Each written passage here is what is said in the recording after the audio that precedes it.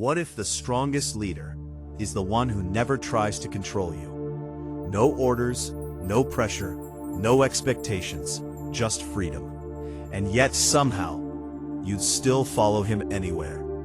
That is the paradox of Monkey D. Luffy in One Piece.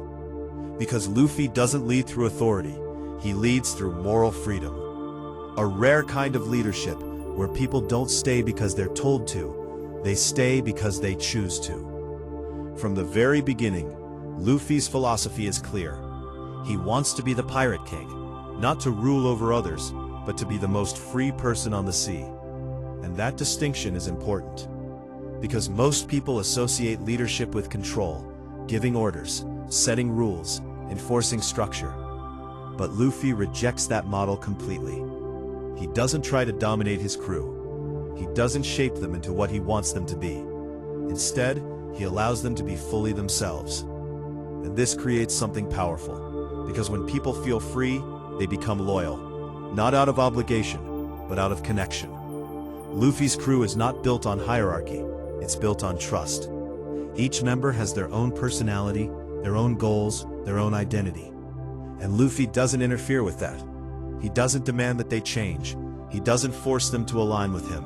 He simply accepts them. And in that acceptance, something shifts. Because when someone sees you for who you are, and still stands by you, it creates a bond that is difficult to break. This is why Luffy's leadership is so effective.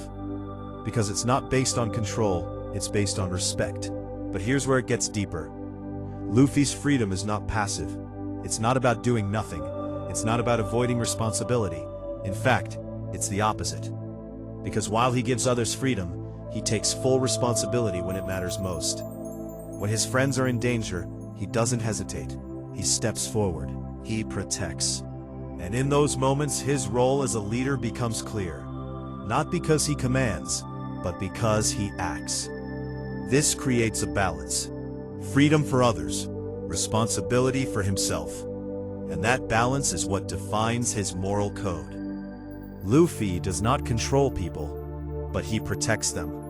He does not tell them what to do, but he stands with them when it counts. And that combination creates trust. Because people don't need to be controlled when they feel safe. They don't need to be forced when they feel understood. And Luffy provides that environment. There's also something important about how Luffy makes decisions.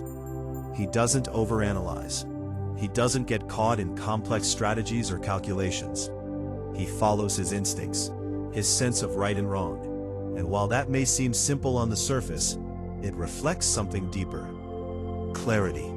Because Luffy's morality is not influenced by external pressure. It's not shaped by what others expect. It comes from within. And that internal clarity allows him to act with confidence, even in uncertain situations. But this approach also comes with risk. Because leading without control means trusting others to make their own decisions. It means accepting that things won't always go as planned, that people may fail, that outcomes are not guaranteed. And that requires a different kind of strength. The strength to let go. The strength to allow others to grow through their own experiences. The strength to support without controlling. And this is where many leaders struggle, because control feels safe. It creates predictability. It reduces uncertainty. But it also limits growth. It prevents people from fully stepping into their own potential.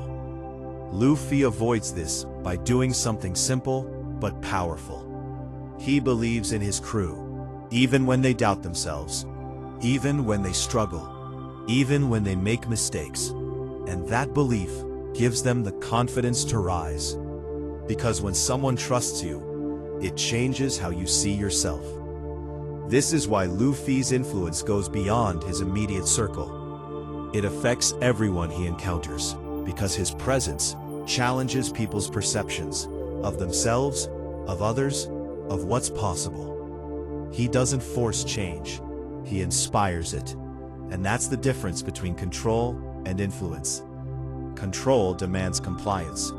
Influence creates transformation. Luffy operates through influence, but there's another layer to his character. His understanding of freedom is not selfish. It's not about doing whatever he wants at the expense of others. It's about creating a space where everyone can pursue their own path without interference. And when that freedom is threatened, he acts. Because for Luffy, freedom is not just a personal goal, it's a principle. Something worth protecting, something worth fighting for. And this is where his moral strength becomes clear.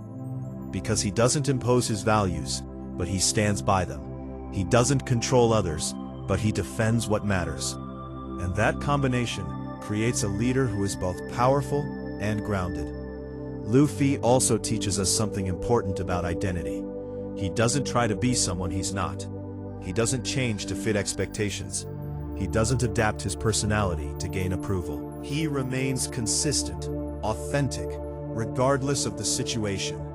And that authenticity is what draws people to him. Because in a world where many people adjust themselves to fit in, someone who remains true to themselves stands out. And that creates trust. Because people know what to expect. They know where he stands. They know who he is. And that consistency makes his leadership stable. At the end of the day, Luffy's story is not about becoming a ruler.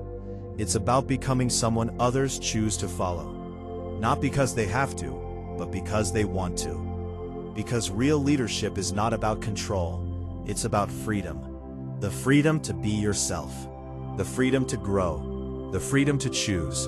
And the willingness to protect that freedom no matter the cost.